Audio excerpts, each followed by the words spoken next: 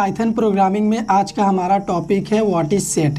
Set के बारे में हम आपको बताएंगे कि पाइथन में सेट क्या होता है, फुल एक्सप्लेनेशन मतलब सिंटैक्स, एग्जाम्पल प्रोग्राम आपके साथ हम शेयर करेंगे। सेट में हम क्या क्या ऑपरेशंस परफॉर्म कर सकते हैं। तो सबसे पहले सेट का डेफिनेशन क्या होता है, व्हाट इज़ सेट देख लेते हैं। Set is a data structure which is also called as collection of items in which we can represent a group of unique values as a single entity. इसका मतलब क्या हुआ, सेट जो है Python में डेटा स्ट्रक्चर है, ठीक है। इसमें हम कलेक्शंस के फॉर्म में बहुत सारे एलिमेंट्स को रख सकते हैं, इसीलिए कलेक्शन ऑफ आइटम्स भी इसको हम बोलेंगे। सेट के अंदर आप यूनिक वैल्यू ही रख सकते हैं, डुप्लीकेट अलाउ ये नहीं करता है। अगर आप डुप्लीकेट वैल्यू देंगे तो इग्नोर करेगा उसको। सिंगल एंटिटी के अंदर, तो सिंगल एंटिटी का मतलब क्या हुआ, सिंटैक्स में समझाते हैं।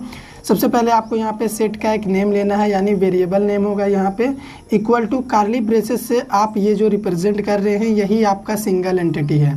और इस सिंगल एंटिटी के अंदर देखिए ग्रुप के फॉर्म में, कलेक्शन के फॉर्म में बहुत सारे आइटम्स हैं। और यहाँ पे इनका टाइप भी अलग हो सकता है, इंटीजर, कैरेक्टर, फ्लोट, बुलियन, आप अलग अलग तरह की वैल्यू सेट के अंदर रख सकते हैं। लेकिन आपका वैल्यू यूनिक होना चाहिए, डुप्लीकेट वैल्यू अलाउ नहीं करता है सेट, ठीक है। तो ये हो गया सेट का सिंटैक्स। अभी आपको याद क्या रखना है सेट पढ़ने से पहले, we write the items of set inside the curly braces. Curly braces के अंदर हम सेट के आइटम्स को लिखते हैं, ठीक है, तभी वो सेट कंसिडर किया जाएगा पाइथन के अंदर। Second point, insertion order is not preserved. Set में एलिमेंट को इंसर्ट करने का जो ऑर्डर होता है वो प्रिजर्व नहीं होता है, यानी मेंटेन नहीं होता है। इसका मतलब क्या हुआ, मान लीजिए आइटम 1 में हमने 10 रखा है, आइटम 2 में हमने 20 रखा है, तो अगर हम एक्सेस करेंगे तो ये भी हो सकता है कि पहले 20 प्रिंट हो फिर 10 प्रिंट हो। यानी इनका जो ऑर्डर है, इंडेक्सिंग ऑर्डर, वो फिक्स नहीं होता है। कोई भी एलिमेंट पहले भी प्रिंट हो सकता है, कोई बाद में भी हो सकता है। अगला पॉइंट है indexing and slicing note work. Indexing हम नहीं कर सकते सेट के अंदर, मतलब किसी भी पर्टिकुलर इंडेक्स के एलिमेंट को, जैसे ये 20 का पोजीशन 1 है, 10 का पोजीशन 0 है, तो अगर हम 1 पोजीशन के एलिमेंट को एक्सेस करना चाहें डायरेक्टली तो हम नहीं कर सकते हैं इंडेक्स के थ्रू। स्लाइसिंग भी नहीं कर सकते। इसका मतलब अगर मेरा मन किया आइटम 2 से लेके आइटम 4 के बीच जितने भी एलिमेंट है उनको एक्सेस कर लूँ, तो ये भी मैं नहीं कर सकता, ठीक है। अगला पॉइंट है हेट्रोजीनियस एलिमेंट्स आर अलाउड। इसमें अलग अलग तरह के एलिमेंट को आप रख सकते हैं सेट के अंदर, different kinds of value, integer, character, float, Boolean, आप सब रख सकते हैं। म्यूटेबल नेचर का होता है सेट, यानी इसमें आप चेंज कर सकते हैं, वैल्यू को आप बाद में मॉडिफाई कर सकते हैं, ठीक है। तो अभी चलो हम आपको प्रैक्टिकली प्रोग्राम बना के दिखाते हैं कि पाइथन में सेट को परफॉर्म कैसे करेंगे। प्रैक्टिकल में सबसे पहले हम क्या करेंगे, आपको एक एम्प्टी सेट बना के दिखाएंगे कि पाइथन में कैसे बनाते हैं। तो उसके लिए हम एक वेरिएबल ले लेते हैं, ये हो गया हमारा सेट वेरिएबल का नेम, और ऐसे हमने लिखा तो ये हमारा सेट बन गया, एम्प्टी सेट, ठीक है। तो हम चेक कर लेते हैं एम्प्टी सेट ये बना है कि नहीं, ठीक है। अभी तो आपको लगता होगा कि हाँ बन गया है, तो यहाँ पे वैर का टाइप हम चेक कर लेते हैं, ठीक है। अब प्रोग्राम को सेव करते हैं और रन करते हैं। तो यहाँ पे आप टाइप देखो, क्लास का टाइप आया है डिक्शनरी। इसका मतलब हमने ये जो बनाया है ये हमारा एम्प्टी सेट नहीं, ये एक एम्प्टी डिक्शनरी है। तो फिर एम्प्टी सेट कैसे बनता है हम आपको बताते हैं। एमसी सेट बनाने का बहुत ही सिंपल सा एक मेथड है पाइथन में, सेट। ये बन गया हमारा एम्प्टी सेट। अब क्या करेंगे, इसका टाइप हम चेक करेंगे तो ये सेट बताएगा। तो यहाँ पे कोड हमारा रन हो रहा है, तो यहाँ पे देखो अभी सेट आया है टाइप। इसका मतलब ये जो है ये है एम्प्टी सेट, वैर अभी सेट है और इसमें कोई भी वैल्यू नहीं है, इसीलिए ये एम्प्टी है। लेकिन पहला वाला जो हमने बनाया था, ये जो डिक्शनरी आया था टाइप, यहाँ पे जब हम चेक किए थे, इसमें अगर हम कुछ वैल्यू रख दें, ठीक है, जैसे हम रख देते हैं 10, उसके बाद स्ट्रिंग वैल्यू रख दें अंकित, उसके बाद फ्लोटिंग वैल्यू रख दें, इसी तरह से बुलियन वैल्यू भी हम अगर रख दें यहाँ पे, ठीक है। इतना वैल्यू हमने रखा और हम सेव करते हैं इसको और प्रोग्राम को रन करते हैं। तो यहाँ पे देखो अभी टाइप सेट आया है। अगर हम कार्ली ब्रेसेस के अंदर डिफरेंट काइंड्स ऑफ वैल्यू रख देते हैं इस तरह से कलेक्शन के फॉर्म में, तो वो हमारा सेट कंसीडर होता है पाइथन में, ठीक है। अब हम क्या करते हैं, सबसे पहले प्रिंट मेथड एक बार और यूज़ करके अपनी सेट की वैल्यू को प्रिंट करके देख लेते हैं कि हमने जो सेट में वैल्यू यहाँ पे इंसर्ट किया है क्या वो प्रिंट हो रहा सही से। तो प्रोग्राम को सेव करते हैं और यहाँ पे आके इसको क्या कर देते हैं, रन। तो यहाँ पे देखो वैल्यू हमारा किस फॉर्म में प्रिंट हुआ है, सबसे पहले फ्लोट, फिर बुलियन, फिर इंटीजर, फिर स्ट्रिंग। और हमने इनपुट क्या दिया था, हमने इनपुट में सबसे पहले इंटीजर दिया था, फिर स्ट्रिंग दिया था, फिर फ्लोट दिया था, उसके बाद बुलियन था। तो हमने जो इनपुट दिया था उस फॉर्म में ये प्रिंट नहीं हुआ है। तो हमने एक पॉइंट आपको लिखाया था, अगर आपको याद हो नोट में, हमने लिखा था insertion order is not preserve, यानी आप जिस फॉर्म में यहाँ पे इंसर्ट किए हो, 0 इंडेक्स पे 10 है, 1 इंडेक्स पे स्ट्रिंग है, तो यहाँ पे आउटपुट में उस इंडेक्स पे कोई दूसरा वैल्यू आ गया है, मतलब इंसर्शन का जो पोजीशन था वो फिक्स नहीं है यहाँ पे, ठीक है। और इसी वजह से अगला पॉइंट में हमने एक और पॉइंट लिखाया था, indexing and slicing not work. अब मान लीजिए हम इंडेक्स नंबर 1 का वैल्यू एक्सेस करना चाह रहे हैं, प्रिंट वैर यहाँ पे 1, इंडेक्स 1 पे क्या है, इंडेक्स 1 पे है अंकित, लेकिन आउटपुट में यहाँ पे क्या आ रहा है, बुलियन आ रहा है, ठीक है, ट्रू। तो इसीलिए इंडेक्सिंग भी अलाउ नहीं है। अभी प्रोग्राम को रन करेंगे तो आपको बहुत ही बढ़िया सा एरर मिलेगा। एक यहाँ पे एरर हम आपको दिखा देंगे। सबसे पहले तो आउटपुट आ गया हमारा, उसके बाद देखो type error, set object is not subscriptable, ठीक है। इसका मतलब आप इंडेक्सिंग के थ्रू किसी पर्टिकुलर वैल्यू को एक्सेस नहीं कर सकते। इसका सिंपल सा रीज़न ये है कि 1 इंडेक्स पे हमने स्ट्रिंग रखा है, आउटपुट में यहाँ पे बुलियन आ रहा है, ठीक है, चेंज हो गया, इंटरचेंज हो गया पोजीशन, इसी वजह से। एक और पॉइंट हमने लिखाया था, अगर आपको याद होगा, स्लाइसिंग नॉट वर्क, मतलब हम स्लाइसिंग भी परफॉर्म नहीं कर सकते। अगर हम चाहें तो स्ट्रिंग पोजीशन 1 से लेके पोजीशन 3 तक का वैल्यू प्रिंट हो जाए, या फिर पोजीशन 1 से ये पोजीशन 2 तक का वैल्यू प्रिंट हो जाए, तो ये भी नहीं होगा, क्योंकि पोजीशन 1 में स्ट्रिंग है, 2 में फ्लोट है, और यहाँ पे 1 में बुलियन है, 2 में इंटीजर है, इसीलिए स्लाइसिंग भी आप नहीं कर सकते परफॉर्म। अब अगला पॉइंट हमारा था, heterogeneous elements are allowed in set. तो यहाँ पे हेट्रोजीनियस का मतलब होता है अलग अलग टाइप का वैल्यू हम सेट में रख सकते हैं। देखो इंटीजर है, स्ट्रिंग है, फ्लोटिंग वैल्यू भी है, बुलियन भी है, इसके अलावा और भी अगर अलग टाइप का वैल्यू होता है तो आप इसमें रख सकते हैं, ठीक है। अभी डुप्लीकेट वैल्यू हमने क्या बोला था, डुप्लीकेट वैल्यू सेट में आप नहीं कर सकते, यूनिक वैल्यू आपको रखना होगा सेट में। तो अगर यहाँ पे हम डुप्लीकेट वैल्यू अंकित, ठीक है, अंकित हम 2 टाइम्स कर दिए हैं, ठीक है। अब प्रोग्राम को हम कर देते हैं सेव और इसको करते हैं रन। तो यहाँ पे देखो एक बार ही अंकित प्रिंट हुआ है, डुप्लीकेट वैल्यू अंकित जो 2 टाइम्स था इग्नोर किया गया है और सिर्फ एक बार ही प्रिंट हुआ है, ठीक है, यानी यूनिक वैल्यू प्रिंट होता है सेट में हमेशा। अभी एक और डुप्लीकेट वैल्यू हम अपने सेट में रख देते हैं 56.7। देखो यहाँ पे भी है और यहाँ पे भी हमने रख दिया 2 टाइम्स। अब प्रोग्राम को हम सेव करें और इसको रन करें, तो यहाँ पे आउटपुट आना चाहिए था लेकिन नहीं आया है, एरर तो है नहीं कुछ। इसको फिर से क्या करते हैं, हम लिखते हैं 56.7 और रन करते हैं। तो यहाँ पे देखो हमारा आउटपुट आ चुका है। अभी देखो हमारा डुप्लीकेट वैल्यू 56.7 एक बार ही प्रिंट हुआ है और इस बार सबसे एंड में हमारा फ्लोट वैल्यू प्रिंट हुआ है। स्ट्रिंग पहले प्रिंट हो गया है, ठीक है, जबकि इससे पहले जो प्रिंट हुआ था वो कुछ और फॉर्म में प्रिंट हुआ था, ठीक है। तो इसमें इसीलिए आप इंडेक्सिंग, स्लाइसिंग और डुप्लीकेट वैल्यू नहीं रख सकते सेट के अंदर। अगर डुप्लीकेट वैल्यू रखेंगे भी तो वो आपको आउटपुट में नहीं मिलेगा। जैसे यहाँ पे अंकित 2 टाइम्स है, 56.7 2 टाइम्स है, हमें नहीं मिला।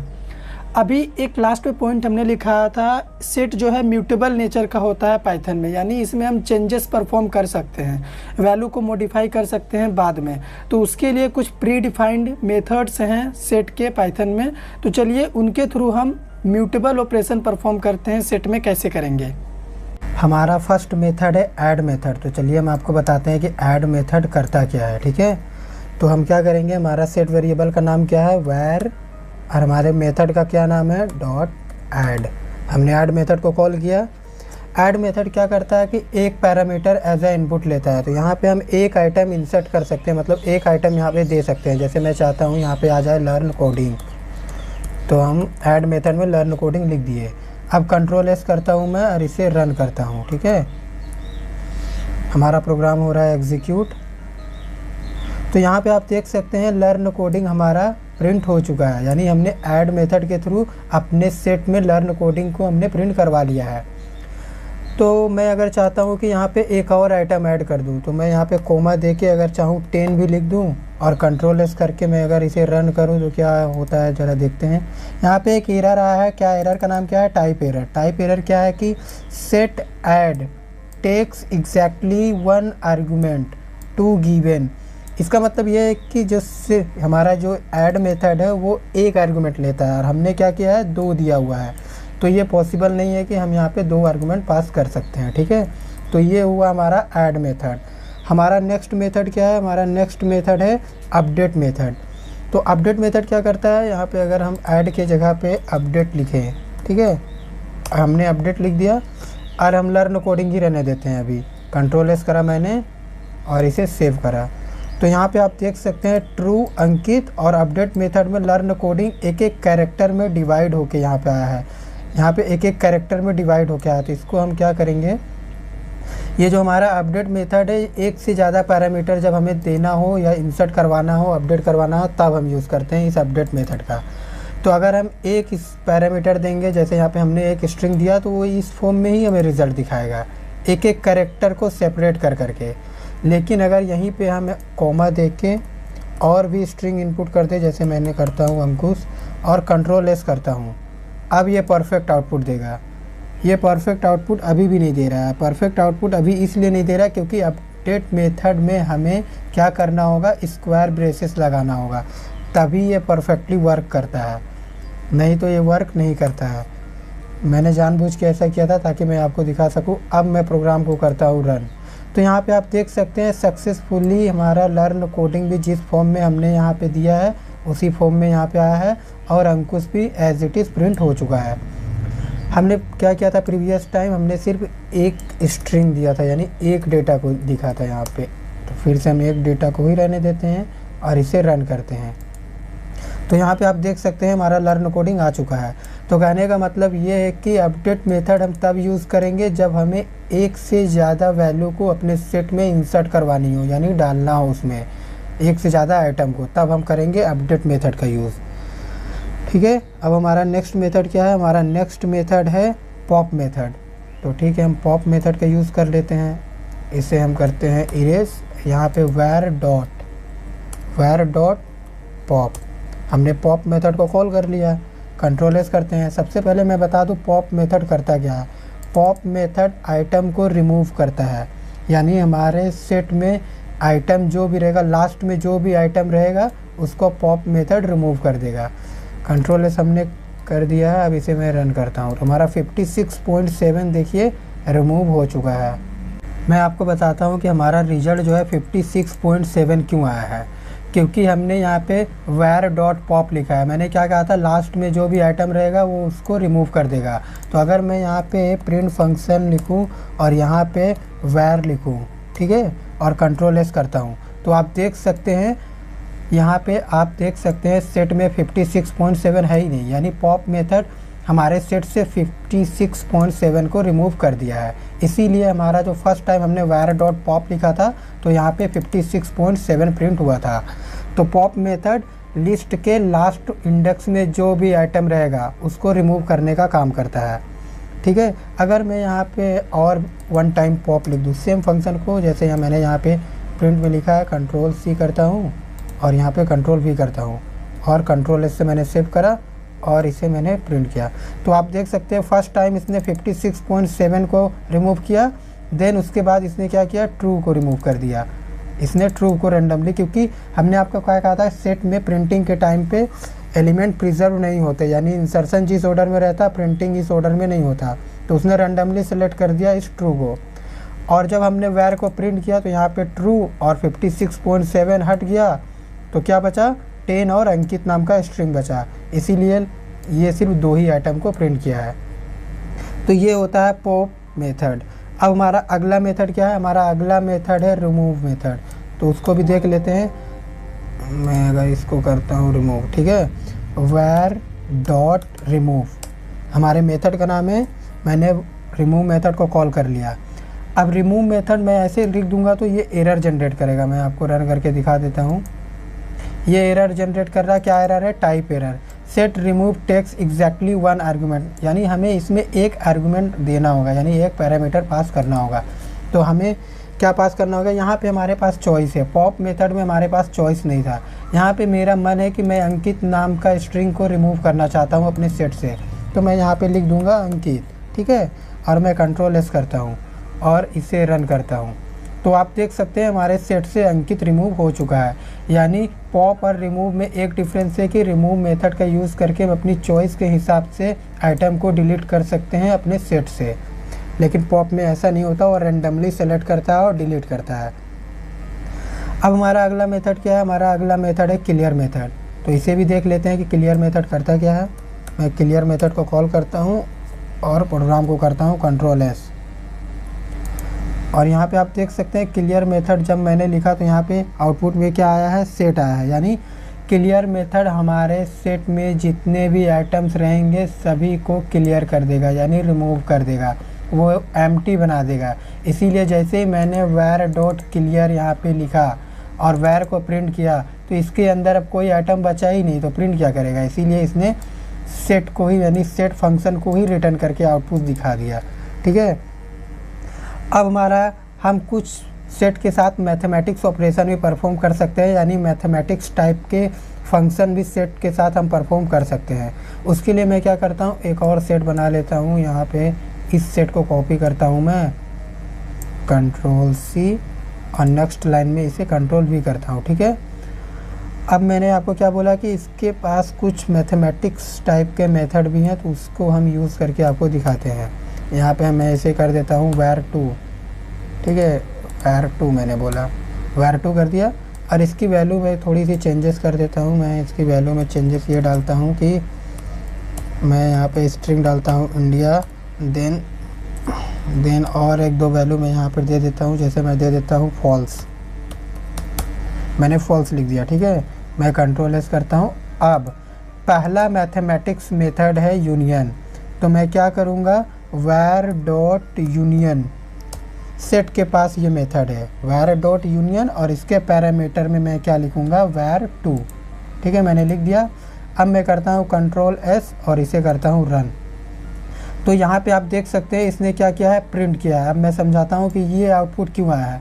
यूनियन मेथड क्या करता है ना, कि यूनियन मेथड दोनों में जो भी यूनिक वैल्यू रहेगा दोनों सेट का प्रिंट करके दे देगा। यानी आप देख सकते हैं यहाँ पे 10 है, अंकित है, 56.7 है, ट्रू है, तो इसने ये प्रिंट किया होगा। यहाँ पे आप देख सकते हैं ट्रू है, 10 है, 56.7 है और अंकित है।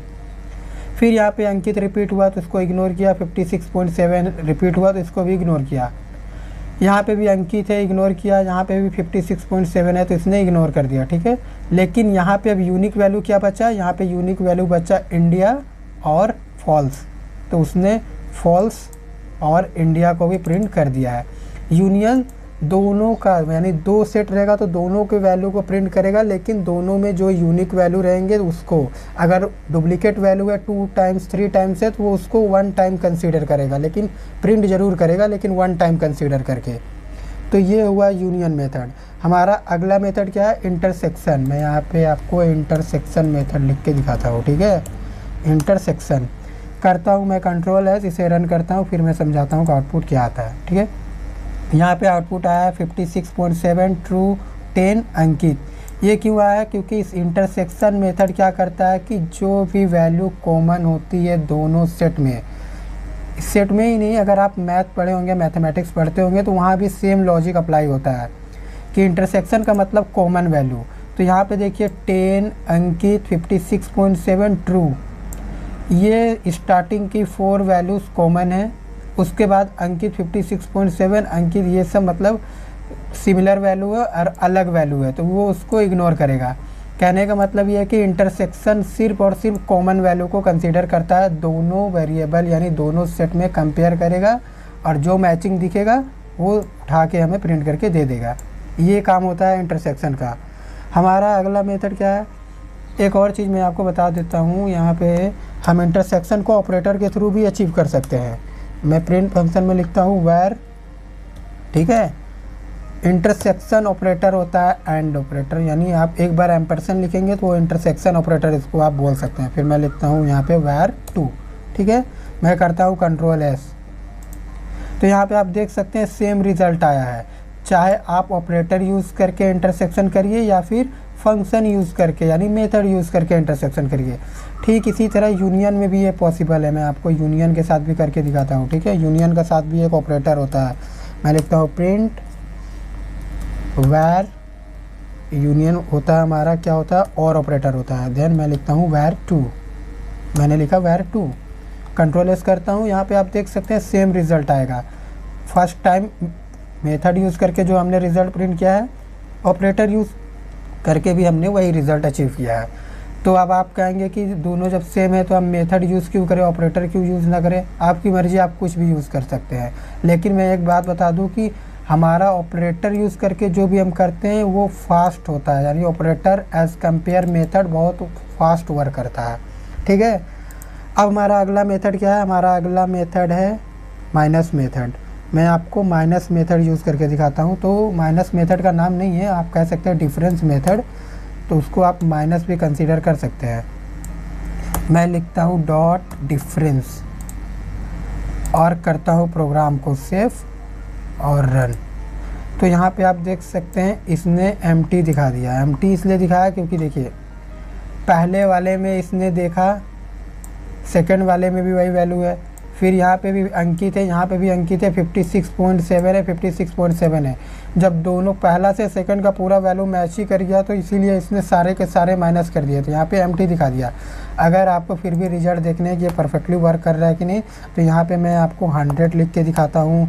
यहाँ पे मैं आपको एक और स्ट्रिंग लेके दिखाता हूँ। ठीक है, अब आपको बेहतर मैं समझा पाऊँगा कि ये डिफरेंस मेथड करता क्या है। यहाँ पे अंकुश और 100 इसने प्रिंट करके दिया है। डिफरेंस मेथड क्या करता है कि जो भी कॉमन आइटम रहेंगे उसको सेकंड वाले में भी अगर मैच हुआ तो उसके साथ ये माइनस कर देगा, यानी उसके साथ इरेज कर देगा। तो इतना इरेज हो चुका है, ये इरेज हो चुका है, यहाँ तक की वैल्यू इरेज हो चुकी है क्योंकि नीचे वाले में भी प्रेजेंट है। फिर फर्स्ट में जो भी यूनिक वैल्यू बचेगी वही हमारा कंसीडर होगा, वही हमें एज अ रिज़ल्ट में प्रिंट मिलेगा सेट के फॉर्म में। तो ये काम होता है डिफरेंस मेथड का। इसको भी हम क्या कर सकते हैं ना, ऑपरेटर यूज़ करके अचीव कर सकते हैं। तो मैं प्रिंट फंक्शन लिखता हूँ और यहाँ पे लिखता हूँ वैर, मैंने लिखा वैर माइनस वैर टू, मैंने वैर टू लिख दिया। कंट्रोल एस करता हूँ और इसे रन करता हूँ, तो आप देख सकते हैं सेम आउटपुट आएगा। आप जो हमारा मैथमेटिक्स मेथड होता है उसके साथ आपके पास दो चॉइस होता है। एज अ मेथड आप उसको यूज़ कर सकते हैं, एज अ ऑपरेटर आप उसको परफॉर्म कर सकते हैं। आपकी मर्ज़ी, आपको जो करना है आप कर सकते हैं। एक और हमारे पास मेथड है, वो लास्ट मेथड है, मैं आपको वो भी बता ही देता हूँ। हमारे पास एक सिमेट्रिक नाम का मेथड है, सिमेट्रिक डिफरेंस। ठीक है, इसको करता हूँ मैं कंट्रोल एस और इसे करता हूँ मैं रन। तो यहाँ पे आप देख सकते हैं इसने रिज़ल्ट क्या दिया है, रिज़ल्ट दिया है फॉल्स, अंकुश, 100, इंडिया। इसने क्या किया है, यहाँ पे फॉल्स है, फिर क्या हमारा प्रिंट हुआ है, अंकुश प्रिंट हुआ है, 100 प्रिंट हुआ है, इंडिया प्रिंट किया है, यानी यूनिक वैल्यू। दोनों में जो दोनों सेट में जो भी यूनिक वैल्यूज़ है वो सिर्फ प्रिंट हुआ है, यानी फर्स्ट वाले में जो नहीं है सेकंड वाले में भी जो नहीं है। मतलब फर्स्ट वाले में जो वैल्यू है और सेकंड वालों में जो वैल्यू है उसको इग्नोर किया है। फिर फर्स्ट वाले में जो यूनिक वैल्यू बची है, यहाँ पे आप देख सकते हैं 100 और अंकुश, और सेकंड वाले में क्या यूनिक वैल्यू बची थी, इंडिया और फॉल्स। इसीलिए इसने इन चार लास्ट की 4 वैल्यूज़ को प्रिंट करके दिया है। ये काम होता है सिमेट्रिक डिफरेंस मेथड का। तो आई होप आपका सेट क्लियर हुआ होगा। हमने पूरी कोशिश की है कि सेट के सारे मेथड्स और बेसिक्स जो भी ऑपरेशन होते हैं आपके सामने करने का। तो इस वीडियो में इतना है। आई होप आपको वीडियो समझ में आया होगा। अगर वीडियो समझ में आया तो वीडियो को लाइक कर दीजिए, चैनल पर नया है तो सब्सक्राइब कर दीजिए। Thank you.